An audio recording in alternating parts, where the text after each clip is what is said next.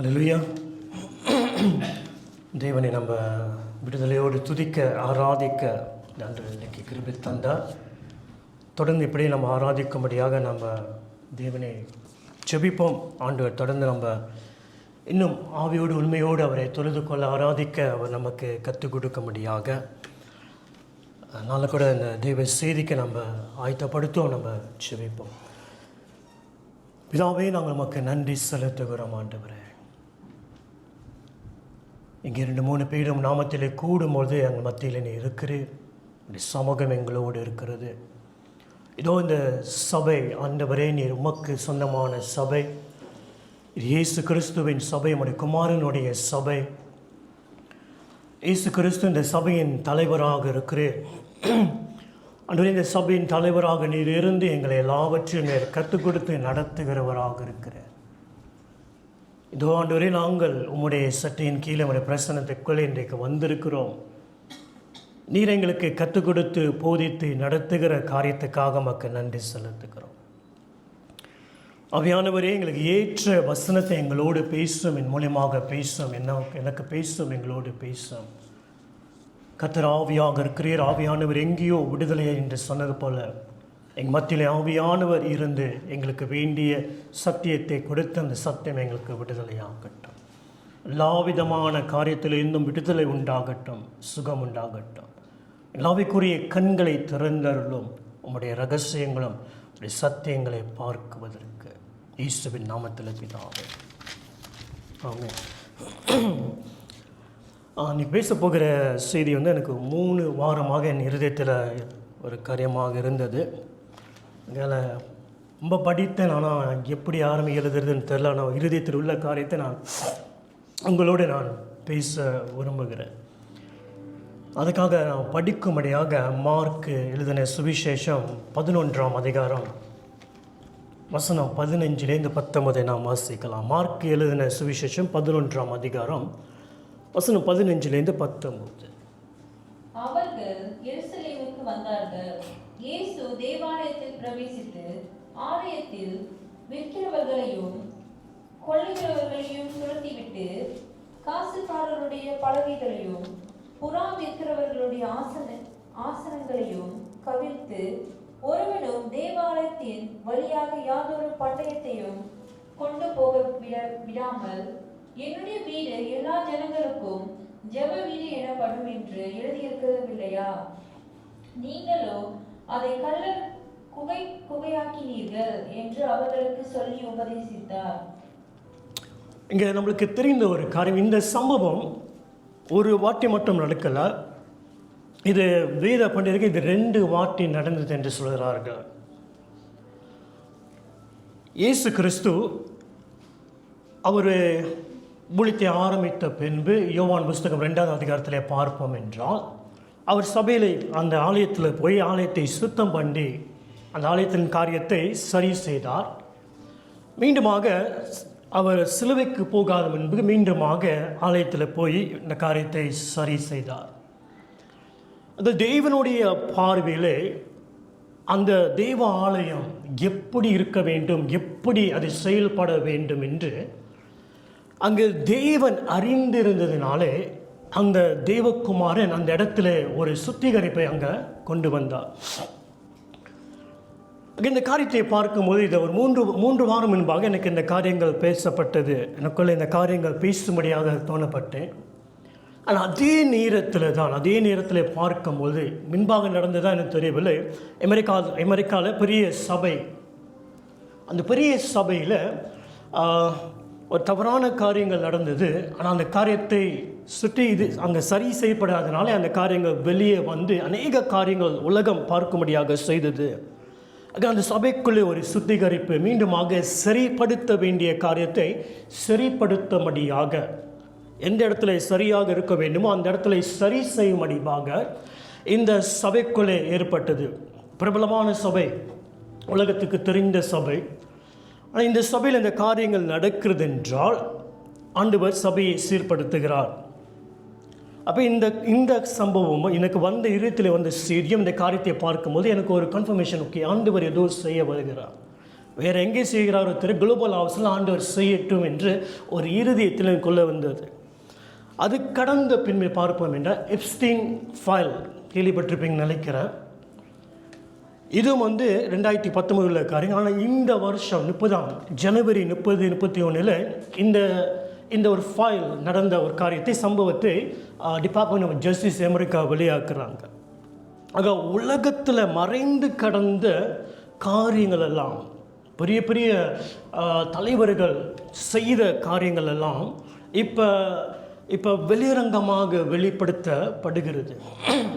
ஆக உலகத்தில் நடக்கிற காரியங்களும் மறைக்கப்படவில்லை, தேவனுடைய வீட்டில் நடக்கிற காரியங்களும் மறைக்கப்படவில்லை. அதில் என்ன நடக்கிறது? ஒரு சுத்திகரிப்பு, ஒரு காரியத்தை இந்த உலகம் முழுவதும் கடந்து போகிறது. ஆவிக்குரிய விதத்திலோ உலக காரியத்திலோ பார்க்கிறோம்.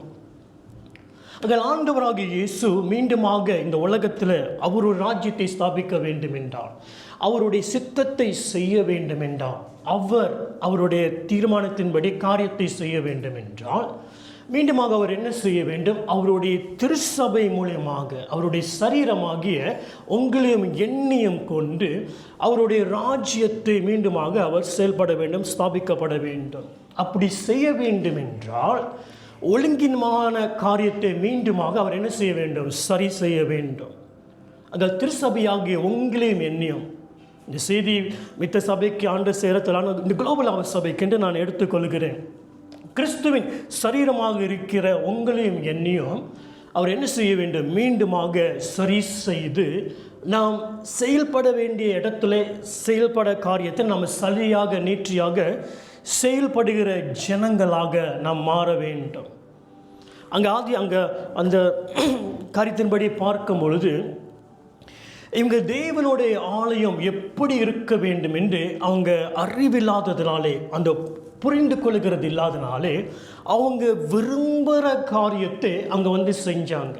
அவங்க எது நினைக்கிறாங்க, அவங்களுக்கு எது விருப்பமாக இருக்கிறதோ அப்படிப்பட்ட காரியத்தை அங்கே ஆலயத்தில் செய்தார்கள். அதில் இயேசு கிறிஸ்து என்ன செய்தார்? அங்கே போகும் முன்பாக அந்த ஜனங்களை கடிந்து கொண்டு அவர் சொல்லுகிற, என்னுடைய தகப்பனுடைய வீடு அது ஜப வீடு என்று அழைக்கப்படும். ஜப வீடு என்றால் தேவன் பேசுகிறதும் நம் தேவனோடு உறவாடுகிற தெய்வ சத்தத்தை கேட்டு சம்பாசித்து நடந்து அவருக்கு வேண்டிய அந்த கனம், அந்த மரியாதை, அந்த ஆராதனை செலுத்த வேண்டிய ஒரு சபையாக காணப்பட வேண்டும். ஆனால் அப்படிப்பட்ட காரியங்கள் இல்லாதபடிக்கு வேறு ஏதோ ஒரு காரியத்தை கொண்டு இப்படியும் செய்யலாம் என்று எண்ணங்கள் அங்கே காணப்பட்டதுனாலே அங்கே அவர் என்ன செய்தார்? அங்கே அடித்து அந்த இடத்தை இருக்கிற காரியத்தை எல்லாத்தையும் வருடடித்தார். இங்கே பாருங்க, இந்த காரியங்கள், இந்த சபையில் நடந்த காரியங்கள், மலாக்காய்க்கும் ஏறக்குறைய 400 வருஷங்கள் வித்தியாசம் காணப்படுகிறது.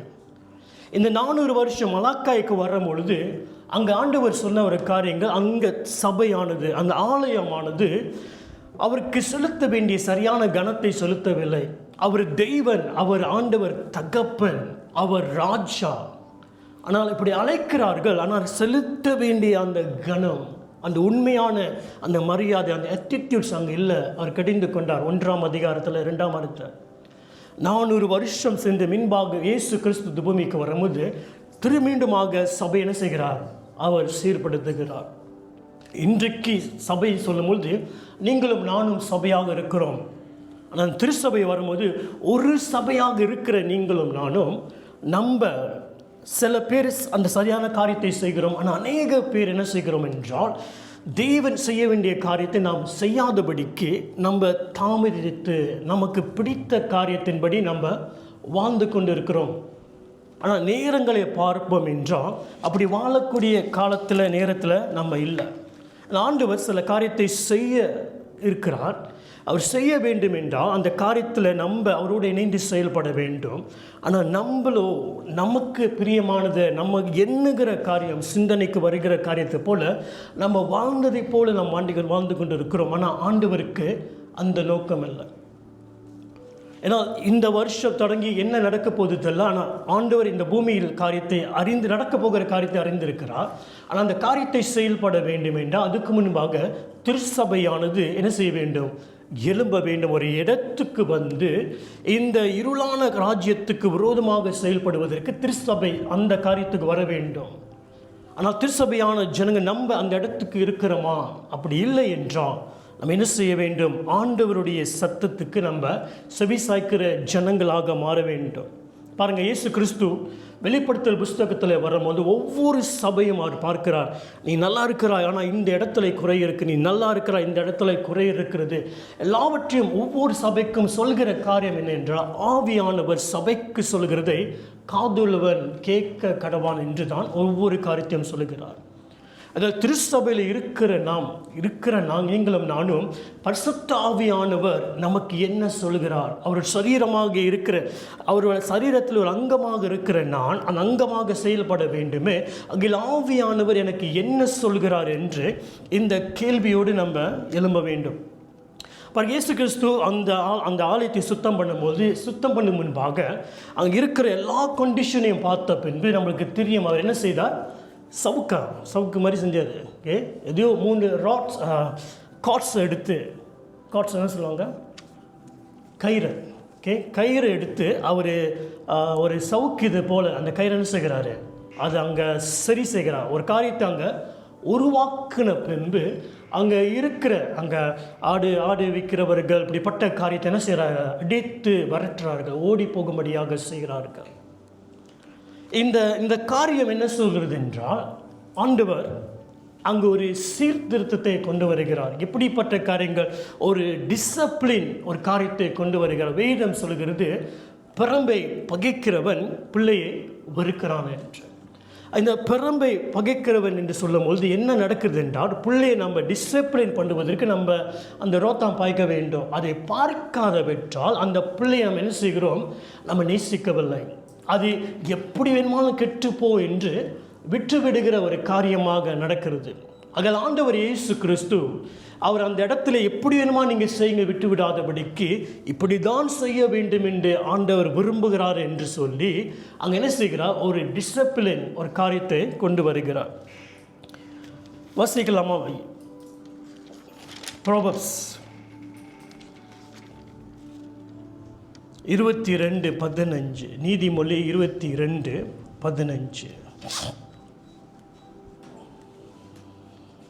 பிள்ளையின் நெஞ்சில் மதியீனம் ஒட்டியிருக்கும், அதை தண்டனையின் பிறப்பு அவனை விட்டு அகற்றும். The rod of discipline drive it from him. The rod of discipline. அங்கே என்ன நடக்கிறது? அவர் அந்த ஆலயத்துக்கு அந்த காரியத்தை என்ன செய்கிறார், ஒரு தகப்பனை போல பிரம்பை எடுத்து பிள்ளையை டிசிப்ளின் பண்ணுறது போல அங்கே செய்கிறார். இன்றைக்கு திருச்சபையிலே உங்களுக்கும் எனக்கும் ஆண்டவர் நம்ம இடத்துல வந்து அவர் வசனத்தின் மூலியமாகவோ கருத்து மூலியமாகவோ நம்மளை டிசிப்ளின் பண்ணுற ஒரு இடத்துக்குள்ளே நம்ம வர வேண்டும். எபிரேயர் புஸ்தகம் 12ஆம் அதிகாரத்தில் நம்ம பார்ப்போம் என்றால், யாருக்குமே இந்த டிசிப்ளின் பண்ணுறது பிடிக்காது. ஆனால் இந்த டிசிப்ளினில் போகிறது நலம் என்று அங்கே எபிரேயர் புஸ்தகம் எழுதப்பட்டிருக்கிறது. அங்கே பூமியின் தகப்பன் ஒரு பிள்ளையை டிசிப்ளின் பண்ணி இப்படி தான் வாழ வேண்டும் என்று அந்த காரியத்தை செய்வான் என்றால், அந்த பிள்ளைக்கு அது நலமாக மாறுகிறது என்றால், அதே எபிரேயர் புஸ்தகத்தை 12ஆம் அதிகாரத்தை பார்ப்பீங்க என்றால், அவங்க கேட்குறாங்க, வானத்துக்கு சொந்தக்காரராகிய தகப்பன் தன்னுடைய பிள்ளைகளை அவர் கண்டித்து நடத்தும் பொழுது அது எவ்வளவு பலனாக வருகிறது. அன்றைக்கு அந்த ஆலயத்தை அவர் கண்டிக்கும்படி செய்தார். அது சுத்திகரிக்கப்பட்டு அது மாற வேண்டும் என்று விரும்பினார். அதே தெய்வன் தான் இன்றைக்கு இந்த காலத்தில் திருச்சபையாகிய அவர் ஒழுங்குபடுத்த விரும்புகிறார். மித்த திருச்சபை விட்டு குளோபல் ஆவசை கொண்டு வந்து வைத்துக் கொள்வோம். நம்மளுடைய திருச்சபையை அவர் கண்டித்து சரிப்படுத்த வேண்டும் என்றால் அந்த தகப்பன் நம்மளை கண்டிக்கும்படியாக நாம் இடம் கொடுக்க வேண்டும். இந்த காலகட்டம் பார்ப்பீங்கன்னா, ஒரு பிள்ளைகளை கண்டிப்பது இப்போ பெரிய குற்றமாயிடுச்சுன்னா, ரோத்தான் அடித்தா வாத்தியார் விலங்கு போட்டு கொண்டு போகிறாங்க. முந்தைய காலத்துலாம் ரோத்தானா சரி, ரோத்தாங்களே எத்தனையோ சிறுவாரை போட்டு போகணும் தெரிஞ்சிடும். இன்றைக்கி இந்த வாரத்தில் ரோத்தம் அடி இருக்குன்னா அவங்க 2-3 எக்ஸ்ட்ரா சிறுவாரை போட்டு போகணும். அந்த வாரத்தில் ஏதோ ஒரு அடி 4 கூப்பிட்டு விடுவோன்னு. ஆனால் இன்றைக்கு உலகம் பார்க்கும்போது டிசிப்ளின் வேணாம், ரோத்தை அடிக்கூடாது, அது குற்றமாகிறது. கண்டிப்பில்லாதபடி வளர்கிற பிள்ளைகளை இன்றைக்கு நம்ம பார்க்குறோம், ஸ்கூலில் பார்க்குறோம். இந்த பிள்ளைகள் வளர்ந்து வரும்பொழுது அவங்களுடைய குணங்கள் எப்படி இருக்கிறது, அவங்களுடைய எண்ணங்கள் எப்படி இருக்கிறது. இதே தான் இந்த சமுதாயம் தான் இனி சபைக்குள்ளே வரப்போகிறது. ஆக இந்த சமுதாயம் வரும் என்றால் சபைக்குள்ளே நம்ம கண்டிக்கக்கூடாது, இது பண்ணாதபடி இருப்போம் என்றால் அந்த சமுதாயம் எப்படி மாறப்போகிறது, அந்த சபை எப்படி இருக்கும். ஆகையால் ஆண்டவருடைய கண்டிப்பு திருச்சபைக்குள்ளே நமக்கு வேண்டும். மித்தவங்க கண்டிக்கிறாங்களோ இல்லையோ, தேவன் நம்மளை கண்டித்து நம்மளை சீர் செய்து சரியாகி நம்ம வளர்க்கும்படியாக நம்ம ஒப்பு கொடுக்க வேண்டும். ஆமென். இந்த காரியத்தெல்லாம் வாசிக்கும் போது நான் நினச்சி பார்த்தேன், எங்கள் அப்பா அடித்தது நல்லா தான் இருந்துச்சு, இன்னும் எஸ்ட்ரா ஒரு 2 அடி வாங்கியிருந்தா என்ன நல்லா இருந்திருக்குன்னு நினச்சேன். இந்த செய்தி வரும்போது அப்பாட்ட அடி வாங்கியிருக்கோம், நல்லா அடித்தனால கொஞ்சம் திருந்திருக்கேன், இன்னும் எஸ்ட்ரா 2 அடி வாங்கினேன்னா இன்னும் கொஞ்சம் திருந்திருப்பேன்னு கொஞ்சம் எண்ணம் வந்துச்சு. ஆக தேவன் நம்மளை கண்டித்து நடத்துகிறது நமக்கு நலமாக இருக்கிறது. ஆக திருச்சபையில் தெய்வம் நம்மளை கண்டித்து நடத்தும்படியாக நம்ம இடம் கொடுக்க வேண்டும். ஆமென். ஏனென்றால் அவருடைய காரியத்தை அவர் திருச்சபையை செய்ய வேண்டும். அவர் நேசிக்கிறதுனாலே நம்மளை சரி செய்கிறார். அவர் நேசித்ததுனால்தான் அந்த வெளிப்படுத்த புஸ்தகம் ஒவ்வொரு சபையிலும் எடுத்து பார்த்து இது நலமாக இருக்கிறது, ஆனால் இந்த இடத்துல குறைவாக இருக்கிறது, உன்னை நான் நீ பலன் கொண்டு ஜெயம் எடுத்து நீ சிங்காசனத்தில் அமர வேண்டும், நீ அந்த கிரீடம் பெற வேண்டும் தான் அவர் விரும்புகிறார். அதற்காக தான் அந்த கண்டிப்பான காரியத்தை கொண்டு வருகிறார். அதற்காக தான் இன்னி இந்த சபைக்குள்ளே கண்டிப்பான காரியத்தை அவர் என்ன செய்வார், கொண்டு வரும்படியாக நாம் விரும்ப வேண்டும். ஆக எடுத்ததும் நம்மளை கண்டிப்பதில் அவர் பாசத்தையும் அந்த பாசத்தின் மூலமாக என்ன செய்கிறார், அந்த கண்டிப்பையும் ஏற்றுக்கொள்கிறவர்களாக நம்ம விரும்ப வேண்டும். பாருங்கள், இந்த ஏறக்குறைய இயேசு கிறிஸ்து அவர் ஊழியம் ஆரம்பித்து 30 வருஷம். ஆனால் இதுக்கு முன்பாக எத்தனை வருஷமாக அந்த ஆலயத்தில் இப்படிப்பட்ட வாழ்க்கை, இப்படிப்பட்ட செயல்பாடுகள் இருந்தது நம்மளுக்கு தெரியாது. ஆனால் இத்தனை ஆண்டுகள் அங்கிருந்த ஜனங்கள் அவங்க விரும்புகிற காரியத்தை செய்து வந்தார்கள். ஆனால் அன்றைக்கு தேவன் அவர் ஊழியத்துக்கு கொண்டு வந்த பின்பு, இயேசு ஊழியத்துக்கு ஆண்டவர் செயல்பட கொண்டு வந்த பின்பு, அவர் அந்த ஆலயத்திலே இது சரியாக இல்லை, இது ஒழுங்காக இல்லை, இது மாற வேண்டும் என்று அங்கே இருந்து சொன்னது என்னதென்றால் குமாரனுடைய ஒரு சிந்தனை. எல்லாமே ஒரே பெர்செப்ஷனில் பார்க்கலாம். இந்த குமாரன் வரும்பொழுது அவர் பார்த்த பார்வை எப்படி பார்த்தார் என்றால், தகப்பனுடைய சித்தத்திலிருந்து, தகப்பனுடைய இருதயத்தில் இருக்கிற காரியத்தின் மூலமாக அந்த சபையில் நடக்கிற, அந்த ஆலயத்தில் நடக்கிற காரியத்தை பார்க்கும் பொழுது அவருக்கு அது என்ன ஆயிடுச்சு என்றால், என் தகப்பனுக்கு விரும்பாத காரியத்தை செய்கிறதுனாலே இது தப்பு, இது இப்படி செய்யக்கூடாது என்று ஒரு காரியத்தை அங்கே நிறுத்துகிறார். இன்றைக்கு தீபஜனமாக இருக்கிறோம், அவருடைய ஆலயத்தை அவருடைய அங்கமாக இருக்கிறோம், சபையாக இருக்கிறோம். நம்ம எப்படி இந்த ஆலயத்துக்குள்ளே இருக்கிறோம், நம்ம எப்படி கிறிஸ்துவின் சரீரத்தில் அங்கமாக இருக்கிறோம், நமக்கு சொந்த ஒரு பெர்செப்ஷன் மூலமாக நம்ம வாழ்ந்து கொண்டு இருக்கிறோமா? இந்த ஆண்டு வரைக்கும் நான் செயல்பட வேண்டிய அந்த சரியான காரியத்தில் செயல்படாத காரியம் என்னுடைய நோக்கத்தின்படி நான் சிந்திச்சு நான் இப்படி தான் இருப்பேன் என்று எண்ணத்தோடு வாழ்ந்ததினாலே நான் இன்னும் இப்படி தான் இருக்கிறேனா?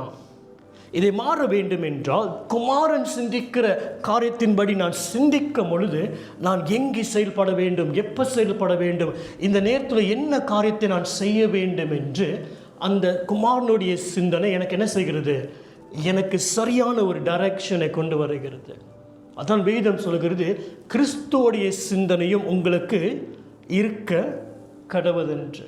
ஆக சபைக்குள்ளே ஒரு மாற்றம் உருவாக வேண்டும் என்றால், திருச்சபைக்குள்ளே ஒரு சரியான ஒரு சீர்திருப்பு உண்டாக வேண்டும், தேவனுக்கு அடுத்த காரியத்தில் நாம் இணைந்து போக வேண்டும் என்றால் உங்களுக்கும் எனக்கும் இருக்க வேண்டிய ஒரு சிந்தனை என்ன என்றால், இயேசு கிறிஸ்து அந்த குமாரனுக்குள்ளே இருந்த அதே சிந்தனையில் சபையிலே நான் ஒரு அங்கத்துவமாக இருக்கிறேன், கிறிஸ்துவின் சரீரத்தில் நான் இருக்கிறேன், நான் செயல்படுவதற்கு அந்த சிந்தனை தான் இனி நான் எனக்கு உதவி செய்வோம்.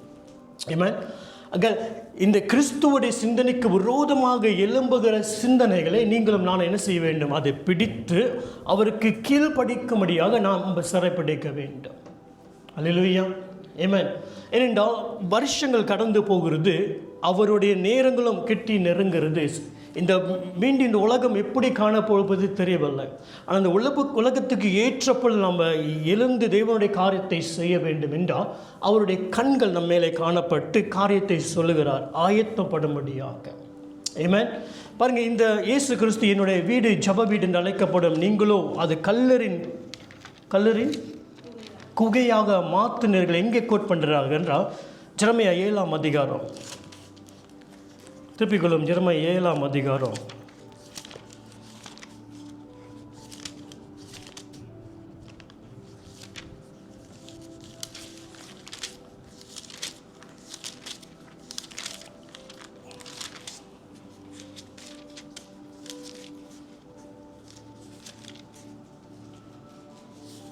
அங்கு ஒரு காரியம் ஏன் அந்த அந்த அந்த ஜனங்கள் இடத்துல அப்படி சொன்னார்கள் என்றால், அவர் 3ஆம் வசனத்தை வாசிங்க.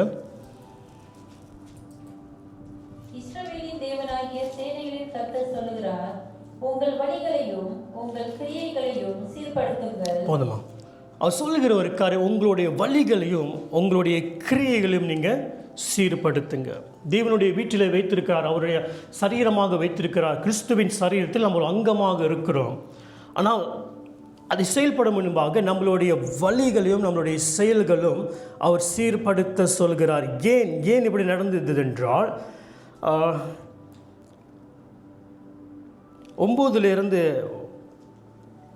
9:10 வாசிங்க.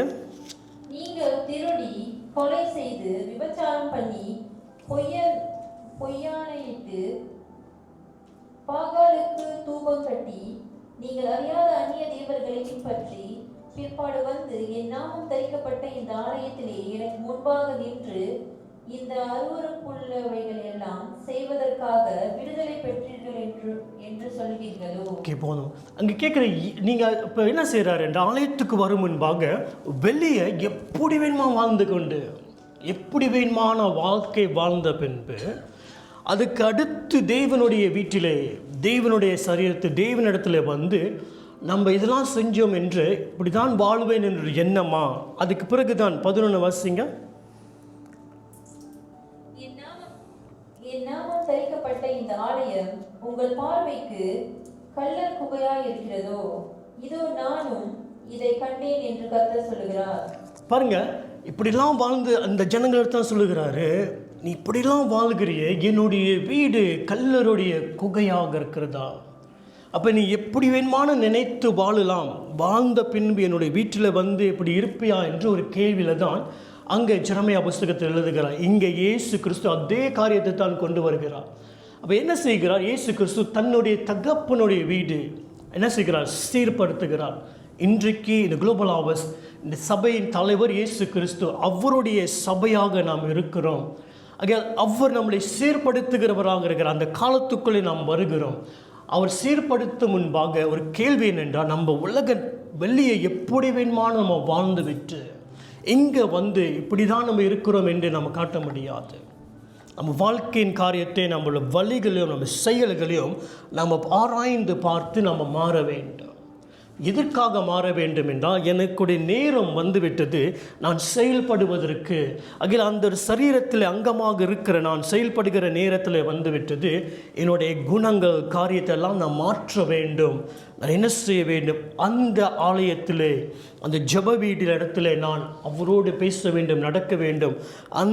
அந்த பிரசனத்தின் மூலமாக இனி என் வாழ்க்கை மாற வேண்டும். என்னை கொண்டு அவர் செய்ய போகிற காரியத்தை அவர் சித்தம்படி செய்வார். ஆமென். இன்னொரு காரியம் பார்ப்போம் என்றால், இதே காரியத்தை ஆலயத்தில் போகும்போது புதிய ஏற்பாடில் நாம் பார்க்கிறோம். அப்போஸ்தலர் புஸ்தகம் 5ஆம் அதிகாரத்தில் பார்க்கும்பொழுது இந்த ஆலயத்துக்குள்ளே அந்த நாளில் பார்க்கும்போது அநேக ஜனங்கள் அவங்களுக்கு வீடாக இருக்கலாம், நிலமாக இருக்கலாம், இதெல்லாம் விட்டு அவங்க அப்போஸ்தலருடைய பாதத்தில் வைக்கிறார்கள், அந்த பணத்தை வைக்கிறார்கள். அப்போ அப்போஸ்தலருக்கு என்ன செய்கிறார்கள்? அந்த பணத்தை வைத்து அங்கே ஜனங்கள் தேவையாக இருக்குமா என்றால் அந்த ஜனங்கள் தேவைகளை சந்திக்க முடியுமா, அங்கே அந்த காரியங்கள் பயன்படுத்தப்படுகிறது. இப்படியே வந்து கொண்ட காலத்தில் ஒரு காரியம், ஒரு நபரை பார்க்கிறோம், அனானியாஸ் சஃபீரா என்ற இந்த 2 தம்பதிகள் என்ன செய்கிறார்கள், அவங்களுக்கு சொந்தமான காரியத்தை விற்றார்கள். விற்ற பின்பு அதை கொஞ்சம் எடுத்து வைத்து கொண்டு மித்ததெல்லாம் அப்போஸ்தலருடைய பாதத்தில் வைக்கும்படியாக வந்தார்கள். அதை வைத்த பின்பு பேதுரு சொல்லுகிறார், அவர் கேட்குற, அனானியாஸ், எப்படி பிசாசு பரிசுத்த ஆவியானவருக்கு விரோதமாக பொய் சொல்ல அவன் இருதயத்தை நிரப்பினான் என்று ஒரு கேள்வி. அதை கேட்டு அந்த அனானியாஸ் என்ன செய்தான், மரித்து போனான். தெய்வன் அங்கே சாவடித்தாரா என்று சொல்லவில்லை. எப்படி மரித்து போன, மேபி பிரஷர் ஏறி இருக்குமா தெரில, ஆனால் ஏதோ ஒரு இடத்துல கேட்ட பின்பு அவன் விழுந்து மரித்து போனான். அதற்கு பின்பாக மீண்டும் மனைவி வரும் பொழுது அவர் என்ன சொல்வார், இப்படி தானா என்று சொல்லும்பொழுது அவளும் என்ன செய்தார், ஆமாம் அவளை தான் வித்தோம் என்று சொல்லும்பொழுது அவருக்கு எப்படி பரிசுத்த ஆவியானவருக்கு அவரை சோதிக்கும்படியாக நீங்கள் இணைந்து செயல்பட்டீங்க. ஆகையால் அந்த இடத்துல மீண்டுமாக அவர் மரித்து போகிறார். காரியம் என்னதென்றால், ஆலயத்துக்குள்ளே ஆவியானவர் இருந்து அவர் அந்த சபையை சீர்படுத்தி நடத்தக்கூடிய ஒரு காலத்துக்குள்ளே மீண்டுமாக அவர் நம்மளை கொண்டு போக விரும்புகிறார். இந்த செய்தி இப்படி நான் வர வேண்டும் விரும்பவில்லை. இதான் என் இருதயத்தை 3 வாரம் முன்பு வரும் பொழுது, இதுக்கு அடுத்து இது சிந்திக்கும் பொழுது எனக்கு ஞாபகம் வந்துச்சு. நான் 11 வயசு இருக்கும்போது ஸ்கூலுக்கு ஆஃப்டர்நூன் சைடில் என்ன ஆக்டிவிட்டி செய்வாங்க. அப்போ கொஞ்ச நாள் போய்கிட்டு இருந்தேன். அப்புறம் கொஞ்ச நாள் சேர்ந்து ஃப்ரெண்ட்ஸ்லாம் பிளான் பண்ணாங்க, இங்கே போவேன்னா அங்கே போய்ட்டு விளாண்டுட்டு அப்புறம் அப்படியே சுற்றிட்டு வந்து வீட்டுக்கு போயிடலான்னு. அப்போ அப்படி நல்லா தான் இருந்துச்சு. அப்படி போயிட்டு அப்படியே சுற்றி கித்தி சிங்கேடுவாவில் இருந்தோம். அப்போ நாங்கள் ஒன்று சிங்கேந்திமங்கலம் தான் இருக்கோம். சிங்கேடுவா கூட்டாக போய் அங்கே சிங்கேடுவாவில் இருக்கோம். அப்போ நம்ம எல்லாமே வந்து சிங்கேடுவாவில் விளாண்டுக்கிட்டு. ஆனால் அந்த வீடு இருக்குது, ஆனால் எனக்கு தெரியாது அம்மா அங்கே வந்துட்டாங்க. அம்மா சுத்த முடி இருக்காங்க, ஜெபிக்க வந்துட்டாங்க, எனக்கு தெரியாது. நான் எல்லாத்தையும் சுற்றி லிப்ஸ்டிலெலாம் போயிட்டு கேம் கார்டெல்லாம் விளாண்டுட்டு சிங்கேடுவாவில் வந்து விளாண்டுக்கிட்டு இருக்கேன். அப்போ அங்கே அம்மா மேலே இருக்காங்க. பான்ற மாதிரி சொல்கிறாங்க, கீழே பாரு உன் மகன் இருக்கான்னு. பான்றம்மா கீழே பருவமாக தான் இருக்காங்க. அவங்க எட்டி பார்த்தா அவங்க மேலேருந்து பார்க்க, நான் கீழே இருந்து பார்க்குறேன். எப்படி இருந்திருக்கேன், எனக்கு ஒரு ஷாக்கு தான். ஆனால் அப்படியே அட்ஜஸ்ட் பண்ணி வீட்டுக்கு போய்ட்டு அவங்க கேட்கல. அதுலேருந்து ஒரு பயம். என்ன பயம்னா, ஆண்டவர் மேலே ஒரு கோவம் வேறு, இவர் காட்டி கொடுத்துட்டாரான்ட்டு. அவங்களுக்கு தெரியாது, அவர் காட்டி கொடுத்தது தான் தெரியுது, அவர் கோவம் வேறு, இவர் சரியான காட்டி கொடுத்தாரு கோவம். ஆனால் அதுலேயும் ஒரு பயம், இந்த ஆண்டவர் ஏதாவது காட்டி கொடுத்துருவார். இப்போ தீர்க்கதரிசிங்களாம் வந்து அவர் பயம் வந்துடும் எனக்கு, இவர் காட்டி கொடுத்துட்டாரு. அந்த பயம் சில காரியத்துக்கு நான் போகாதபடி எனக்கு தப்பு வச்சிச்சு. சில காரியத்தை செய்யக்கூடாதபடி, ஏன்னா ஆண்டவர் பார்க்கிறாரு, காட்டி கொடுத்துருவார் என்று அந்த பயம் சில காரியத்தை நான் நெருங்காதபடிக்கு, செய்யக்கூடாதபடிக்கு அந்த சம்பவம் என்னை காப்பாற்றினது. இந்த ஆலயத்தில் தான் நடந்துச்சு. இதுங்க இப்படி பார்த்து பரிசுத்த ஆவியானவர் பேதுருக்கு தெரியாது, ஆனால் ஆவியானவருக்கு தெரியும். அதில் ஆவியானவர் பார்த்து கண்டித்த பின்பு அங்கே வேதம் சொல்லுது, பெரிய பயம் வந்துருச்சான். என்னடா நம்ம ரகசியம் அண்டா குண்டாலாம் தெரியுதுன்னு. அங்கே இப்படிப்பட்ட காலத்தில் மீண்டுமாக நம்ம போனோம். அங்கே வெளிப்படத்தையாக வந்து இப்படி செஞ்சுட்டு அப்படி செஞ்ச இல்லை, நம்ம மாறுவதற்கு, நம்ம வாழ்க்கை மாறி அவருடைய ஆலயமாகி சரீரம் நம்ம சரியாக செயல்படுவதற்கு மீண்டுமாக ஆவியானவர் சபையில் இருந்து குற்றத்தை கண்டித்து உணர்த்துகிற ஆவியானவர் மீண்டுமாக இந்த குளோபல் ஹார்வெஸ்டில் செயல்பட வேண்டும். பயமுத்த சொல்லலை, நீங்களும் நானும் மாறுவதற்கு. ஏமா என்றால் தலைவர் அவர் கீழே நாம் இருக்கிறோம். ஆனால் நம்ம அவரை கண்டித்து உணர்த்த விடாது இருப்போம் என்றால் நம்மளுடைய காரியத்தை நம்ம செயல்பட முடியாது. நம்ம செயல்பட வேண்டிய காரியத்தை நேர்த்தியாக செயல்பட முடியாது. திருச்சபை அது இருக்க வேண்டிய ஃபங்க்ஷனுக்குள்ளே செயல்படவும் முடியாது. ஆனால் திருச்சபை செயல்பட வேண்டும் என்றால் அந்த சத்திய ஆவியானவர் இன்று குளோபல் ஹார்வெஸ்டிலிருந்து நம்மளை சத்தியத்தை போதிக்க வேண்டும், நம் சத்தியத்தை பார்க்கும்படியாக செய்ய வேண்டும், நம் குற்றத்தை நம்மளை கண்டித்து உணர்த்த வேண்டும். அந்த குற்றத்தை கண்டித்து உணர்த்தும் பொழுது இந்த ஆவியானவருக்கு நம்ம மறைக்காதபடிக்கு அவருக்கு என்ன செய்ய வேண்டும், நம்ம இணைந்து போகிற ஜனங்களாக இருக்க வேண்டும். ஏமா எபிரேயர் 3ஆம் அதிகாரத்தை திருப்பிக் கொள்ளுவோம்.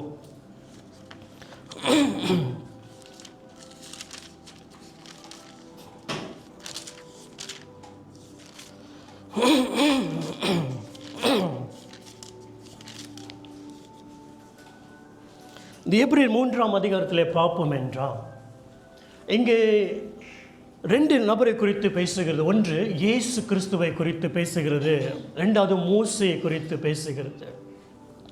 வேதம் சொல்லுகிறது, மோசே தேவனுடைய வீட்டிலே எல்லாவற்றிலும் உண்மை உள்ளவனாக காணப்பட்டானாம். அவன் தேவனுடைய வீட்டில் அவன் உண்மை உள்ளவனாக காணப்பட்டான். அதே இன்னொரு மனிதனாகிய இயேசு கிறிஸ்து வேதம் சொல்லுகிறது, அவரும் உண்மையாக காணப்பட்டார், ஆனால் தேவனுடைய பிள்ளையாக அவர் காணப்பட்டார். அப்படி சொல்லிட்டு வரும்போது அவர் சொல்லுகிறார், அந்த எபிரேய புஸ்தகத்தில், அந்த வீட்டில் வேலை செய்கிறவனுக்கு மகிமை இருந்தது, அதை பார்க்கிலும் வீட்டை கட்டுவதற்கு இன்னும் மகிமை அல்லவா. அந்த வீட்டில் வேலை செஞ்சவனுக்கு அவளை மகிமை என்றால், அந்த வீட்டை கட்டுகிறவருக்கு, அந்த வீட்டுக்கு சொந்தக்காரர், அந்த வீட்டோட எஜமானன் இயேசு கிறிஸ்து இன்னும் மகிமைப்பட்டிருக்கிறார். உங்களையும் என்னையும் அந்த வீட்டிலே அந்த சொந்தக்காரர் என்ன செய்திருக்கார்? வைத்து கட்டியிருக்கிறார். அவருடைய வீட்டிலே, அவர் ஆலயமாகிய சபையில் உங்களையும் என்னையும் வைத்து கட்டியிருக்கிறார். அவர் தான் என்ன செய்கிறார்? அந்த சபையிலே கட்டி, அவர் அந்த சபையை கட்டி உயர்த்துகிறார். அதில் நீங்களும் நானும் அந்த சபையை கட்டுகிறவருடைய மகிமைப்படுத்த வேண்டும் என்றால், சப்போஸ் மகிமைப்படுத்த வேண்டும், வீடு கட்டுகிறவர் இன்னும் மகிமை உடையவர் என்று வேதம் சொல்லுகிறது. அவர் நம்மளை வைத்து அந்த வீடை கட்டுகிறார். அதை கட்ட வேண்டும் என்றால் நீங்களும் நானும் கட்டுகிறவருடைய காரியத்துக்கு நாம் இணைந்து போக வேண்டும். அந்த வசனத்தை தொடர்ந்து வாசிப்போம் என்றால், எனக்கு கண்ணடி ரொம்ப நாள் தெரிய மாட்டேது ஒழுங்கா.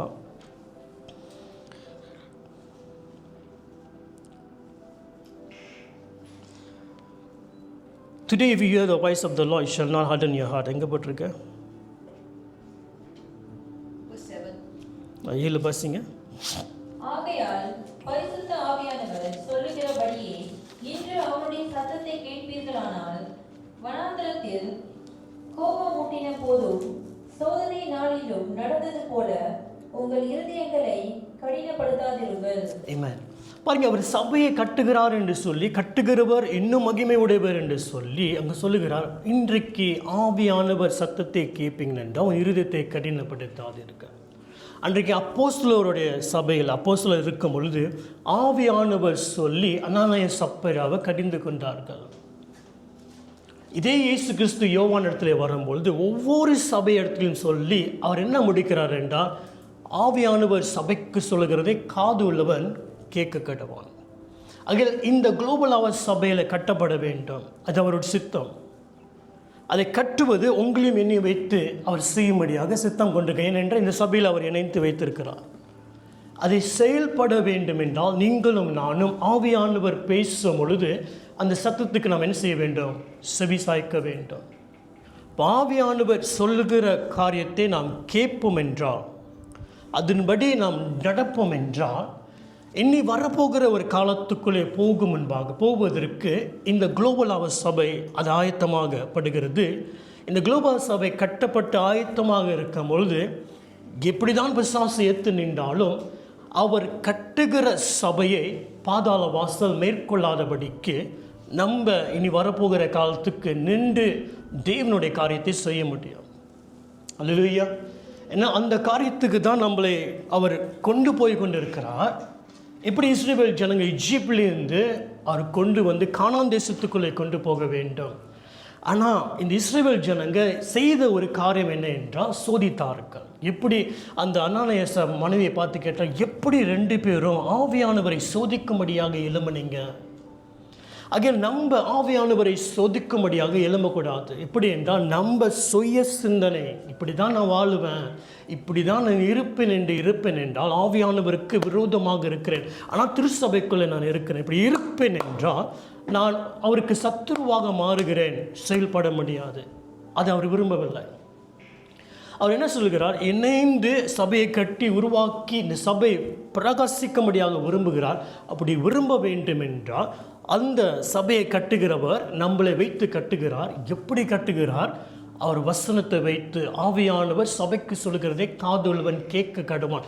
ஆகையால் அந்த வசனத்தின் மூலியமாக நம்ம கேட்டு கேட்டு செயல்படும் பொழுது அவர் என்ன செய்கிறார்? நம்மளை கட்டி இனி எவ்வளோ தான் பிரச்சனைகள் வந்தாலும் அது விழாதபடிக்கு நம்ம அந்த பாறைக்கல்லில் நிற்கிற சபையாக அவர் மாற்றுகிறார். ஆமென். தள்ளப்பட்ட மூளைக்கல் அது பெரிய கட்டிடத்தை கட்டுகிறக்காய் மாறுகிறது என்றால் நீங்களும் நானும் அந்த இடத்துக்குள்ளே அவர் கொண்டு வைக்கிறார். இனி வரப்போகிற காலம் வரப்போகிற நாட்களும் எப்படி அவர் நடத்த போகிறாருன்னு தெரியல. ஆனால் நிச்சயமாக அவர் நமக்கு வேண்டிய காரியத்தை இப்படி நடக்க வேண்டும், இப்படி நடக்கக்கூடாது என்று போதித்து நடத்துவார். அப்படி நம்ம போக வேண்டும் என்றால் நம்ம இனி வரப்போகிற காலத்தில் சரியாக இணைந்து வைத்திருக்க குளோபல் ஹவுஸ் சபையில் வைத்திருக்கீங்க. இந்த குளோபல் ஹவுஸ் சபையில் இணைந்து செயல்படுகிற ஒரு இருதயம் சிந்தனை நம்மளுக்கு வேண்டும். அப்படி நெருங்கி வரும் பொழுது ஆவியானவர் நம்மளோடு என்னோடு பேசுகிற காரியத்தை நான் செய்ய வேண்டும் என்று ஒரு தீர்மானம் நீங்களும் நானும் எடுக்க வேண்டும். அல்லேலூயா, ஆமென். அப்படி நம்ம இருப்போம் என்றால் நிச்சயமாக இஸ்ரவேல் ஜனங்க அந்த வீணாக 40 வருஷம் வீணாக்கின காலத்தை இல்லாதபடிக்கு யோசுவாவின் காலத்தில் இருந்து அந்த தேவனுடைய சத்தத்தை கேட்டு செயல்பட்ட அந்த இஸ்ரவேல் ஜனங்கள் எப்படி இருந்தீங்களோ அப்படியே போல் வாழ்க்கை வாழ்வதற்கு ஆண்டு நம்மளை நடத்துவார். எப்படி அந்த இஸ்ரவேல் ஜனங்கள் பலனமாக இருந்து செயல்பட்டு அந்த காரியத்தை பிடித்தார்களோ அதே போல் குளோபல் ஹவுஸ் திருச்சபையை நீங்களும் நானும் பலனாக இருந்து தேவன் வைத்திருக்க காரியத்தை நம்ம அடைய முடியும், பெற்றுக்கொள்ள முடியும். ஆமென். ஆகையால் தனிப்பட்ட மனுஷன் என்னை பெருமைப்படுத்துவதற்காக இந்த செய்தியை சொல்லவில்லை. இந்த சபையானது அவர் தலைவராக இருக்கிறார், அது கீழே அவர் தலைவர்களை வைத்திருக்கிறார். அந்த காரியத்தை செய்வதற்கு அவர் சொன்னதினாலே இந்த சபைக்கு நான் சொல்லுக கடமைப்பட்டு இருக்கிறேன். ஆமென். ஆகையால் இனி வரப்போகிற காலம் நம்ம இணைந்து தேவனுடைய சத்தத்தை கேட்டு நாம் செயல்படுவோம் என்றால் நம்ம சபை தேவன் அவர் விரும்புகிற காரியத்தை அவர் நிறைவேற்றுவார். அல்லேலூயா. ஏறக்குறைய 15 வருஷம் நம்ம சுற்றி வந்துட்டோமா, யோசுவா போல் ஒரு இடத்துக்கு வந்துட்டோமா. அப்போ இந்த வருஷத்துலேருந்து நம்ம என்ன செய்ய வேண்டும், ஒரு காரியத்தை நம்ம அடைய வேண்டும் என்றால் நம்ம தேவனுடைய சத்தத்தை கேட்டு சரியாக இணைந்து நாம் செயல்படும் பொழுது நிச்சயமாக ஒரு வெற்றியை பார்க்க முடியும். ஆமென். ஏன்னா அந்த 40 வருஷம் இஸ்ரவேல் ஜனங்கள் வனாந்தரத்தில் சுற்றின காரியமே தேவனுடைய சத்தத்தை அவங்க கேட்காமல் போனது தான். ஆனால் அப்படி நம்ம இனி இருக்காதபடிக்கு ஆண்டவர் பேசுகிற சத்தத்துக்கு நாம் செவி சாய்ப்போம் என்றால் ஆமென், நிச்சயமாக தேவனுடைய ஆசீர்வாதத்தை பலத்தை நாம் பெற்றுக்கொள்ள முடியும். ஆமென். ஆகவே ஒன்றாக இணைந்து செயல்படுவோம். நம்ம சும்மா சபைக்கு வந்து போகிற காலங்கள் நின்று விட்டது. ஆமென். நம்ம சபையில் இணைந்து நான் என்ன செய்ய வேண்டும், என்னுடைய பங்கு என்னது, எந்த இடத்துல நான் இருக்கிறேன், எந்த காரியத்தை நான் இயேசுவோடு இணைந்து செய்ய வேண்டும் என்று அந்த ஒரு ஜபம், அந்த ஒரு விருப்பம் நமக்குள்ளே உருவாக வேண்டும். அப்படி செயல்படுவோம் என்றால் நம்ம அனைவரும் சேர்ந்து அவருடைய சபையாக கட்டடமாக மாறுகிறோம். அப்படி அவர் கட்டி எழுப்பும் பொழுது பாதாளத்தின் வாசல் மேற்கொள்ளாதபடிக்கு நம்ம வெளிச்சமாக உப்பாக மாறுவோம். ஆமென். ஆகையால் குளோபல் ஹவுஸ் திருச்சபைக்கு வைத்திருக்க அந்த ப்ராமிஸ், அந்த வாக்கு தத்தங்கள், அந்த எழுப்புதல் பார்க்கிற ஒரு காலத்துக்குள்ளே வந்திருக்கிறோம். அதுக்கு முன்பாக அவர் சபையை என்ன செய்கிறார், ஒழுங்குபடுத்துகிறார். அவர் சபையை மீண்டுமாக சரிப்படுத்துகிறார். ஆகையால் அவர் என்னை கண்டித்து உணர்த்தட்டும், அவர் என்னை டிசிப்ளின் பண்ணட்டும், அவர் என்னுடைய காரியத்தை எனக்கு சொல்லி என் இடத்துலேருந்து என்னை மீட்டு சரியாக வைக்க வேண்டும் என்று ஒரு இருதயத்துக்குள்ளே வர வேண்டும். ஆமென். ஆவியானவர் பேசுவார் என்றால் இருதயத்தை நான் கடினப்படுத்தாதபடிக்கு அவருக்கு சத்தத்தை கேட்டு செயல்படுகிற ஒரு மனுஷனாக இருக்க வேண்டும் என்று நாம் வாஞ்சிப்போம். நம்ம ஒப்புக்கொடுப்போமாக ஜெபிப்போம். யாவரும் எழுந்து நின்று நேரத்தை நம்ம ஆண்டவரை நோக்கி பார்ப்போம்.